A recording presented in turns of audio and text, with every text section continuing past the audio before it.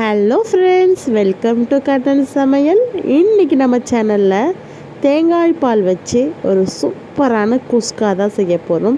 ரொம்பவே சூப்பராக இருக்கும். எப்படி செய்யலான்னு பார்க்கலாம் வாங்க. பாருங்கள், நான் வெங்காயம், தக்காளி, பச்சை மிளகா எல்லாமே எடுத்து வச்சுருக்கேன். நம்ம டைரெக்டாக செய்கிறத பார்த்துடலாம். ஒரு பேனில் நம்ம எண்ணெய் ஆட் பண்ணிக்கலாம். எண்ணெய் ஆட் பண்ணிவிட்டு கொஞ்சமாக சோம்பு ஆட் பண்ணியிருக்கேன். சோம்பு போட்டால் நல்லாயிருக்கும். பிரியாணிக்கு சோம்பு போட வேணாம், குஸ்காக்கெல்லாம் சோம்பு போட்டால் ரொம்ப நல்லாயிருக்கும். பட்டை, லவங்கம், ஏலக்காய், பிரிஞ்சி இலை எல்லாமே ஆட் பண்ணிவிட்டு அதுக்கப்புறமா வெங்காயம் கட் பண்ணி வச்சுருக்கேன். 4 பெரிய வெங்காயம், அதையும் நம்ம ஆட் பண்ணிக்கலாம்.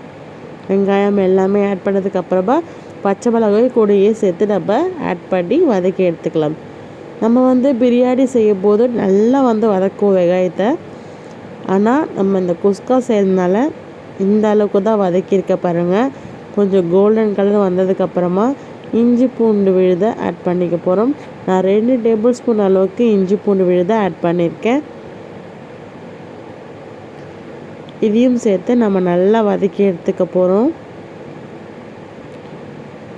நல்லா வதக்கி எடுத்துக்கலாம். இந்த குஸ்கா கண்டிப்பாக ட்ரை பண்ணி பாருங்கள், ரொம்பவே சூப்பராக இருக்கும். அதுக்கப்புறமா கொஞ்சமாக மிளகாய் பொடி ஆட் பண்ணியிருக்கேன். நம்ம பச்சை மிளகாய் போட்டிருக்கோம். கொஞ்சம் காரம் கம்மியாக தான் பண்ணுறேன், அதனால் நான் 1/2 ஸ்பூன் அளவுக்கு மட்டும்தான் மிளகாய் பொடியை ஆட் பண்ணியிருக்கேன். அதுக்கப்புறம் புதினா, கொத்தமல்லி 1 கைப்பிடி அளவுக்கு மட்டும் ஆட் பண்ணியிருக்கேன். அரிசி பார்த்திங்கன்னா நான் 1 கிலோவுக்கு, அதாவது 5 ஆளாக்கு 1 கிலோ, நான் 4 ஆளாக்கு தான் போட்டிருக்கேன்.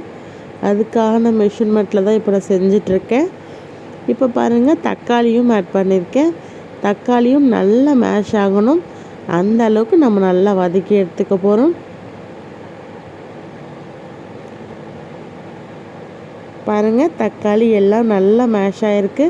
இப்போ நம்ம எலுமிச்சை பழத்தை பாதி பிழிஞ்சு எடுத்துக்க போகிறோம்.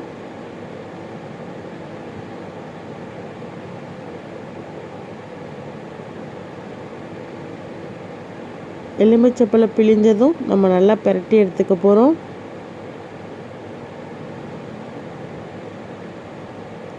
இப்போ நம்ம தேங்காய் பால் 1 கப் அளவுக்கு அரிசினா 2 கப் அளவுக்கு தண்ணி வேணும். அதில் தேங்காய் பால் 1 கப் அளவுக்கு நல்லா ஆட் பண்ணியிருக்கேன்.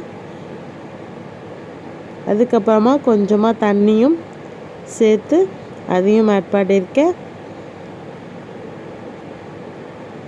1 கப் அரிசிக்கு 1.25 அளவுக்கு நான் தண்ணி ஆட் பண்ணியிருக்கேன்.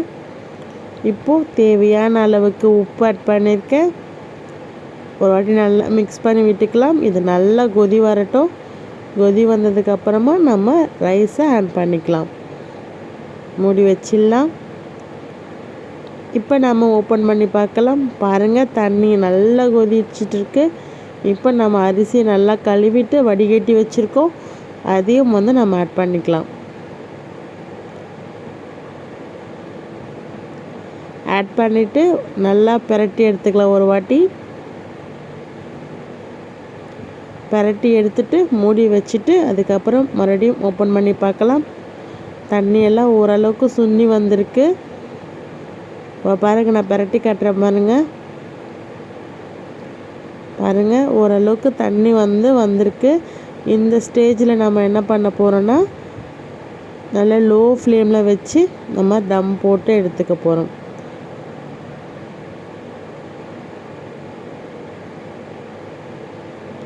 லோ ஃப்ளேமில் வச்சுட்டேன். ஒரு வாட்டி பிரட்டி எடுத்துட்டு நம்ம தம் போட்டுடலாம். தம் போடுறதுனா நம்ம பிரியாணி போடுற அளவுக்குனா போடுறதில்ல, லோ ஃப்ளேமில் வச்சு மூடி வச்சிட்டாலே தம் தான். ஸோ நம்ம தம் போட்டுடலாம். நல்லா மூடிட்டு அதுக்கப்புறமா ஓப்பன் பண்ணி பார்க்கலாம். பாருங்கள், ஒரு 15 மினிட்ஸ் கழித்து நான் எடுத்துட்டேன். ரொம்பவே சூப்பராக நம்மளுடைய குஸ்கா ரெடி ஆகிடுச்சு. பாருங்கள், தேங்காய் பால் குஸ்கா சூப்பராக ரெடி ஆகிடுச்சு. வாசனையும் கம கமன்னு ரொம்ப டேஸ்ட்டாக இருந்துச்சு. கண்டிப்பாக நீங்களும் ட்ரை பண்ணி பாருங்கள்.